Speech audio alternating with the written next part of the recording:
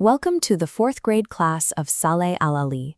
We're here to look at a tool that changes how we see the past.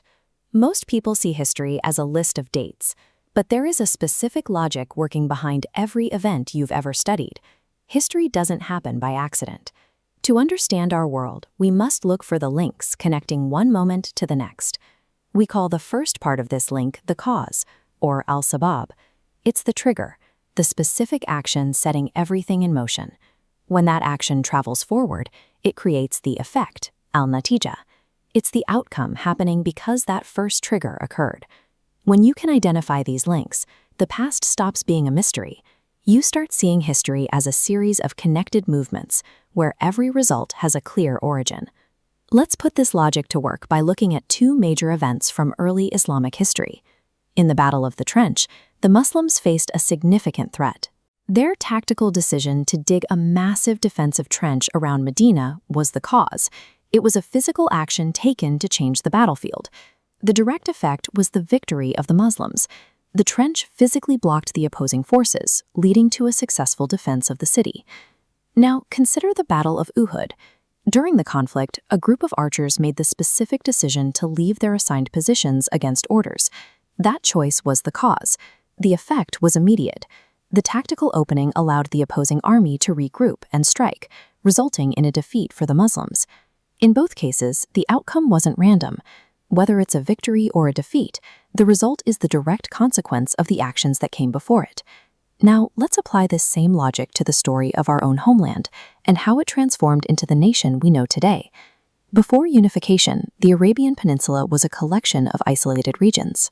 As you see in this photograph, travel was difficult and communities were largely disconnected.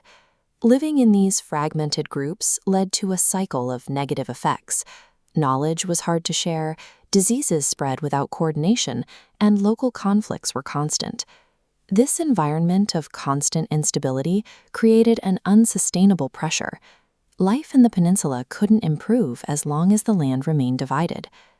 This pressure triggered the ultimate cause, the organized effort to re-establish the Saudi state.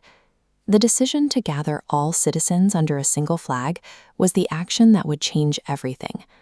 Without that specific decision to unite, the region would have remained stuck in a cycle of fragmentation and conflict.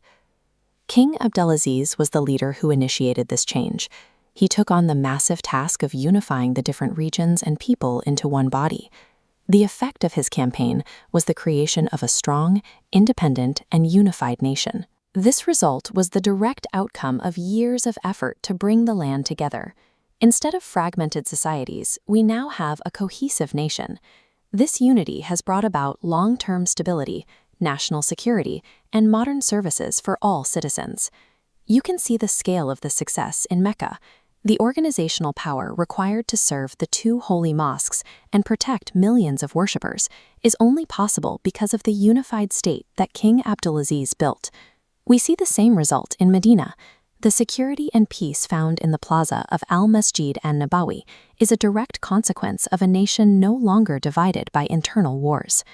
King Abdulaziz's decision to unite the land was the cause that determined the destiny of the entire Arabian Peninsula. Today, our nation is organized into 13 flourishing regions. While they are geographically distinct, they function as one unified whole. But the process of building a nation doesn't end. As students, you are now part of this ongoing story. Every citizen has a role in protecting and strengthening what has been built. Remember the link between cause and effect. The positive actions you take in your studies and your community today are the triggers that will create the nation's future results. Thank you for joining this look at our history, and a special thanks to Mr. Saleh Al-Ali for his guidance in exploring these connections.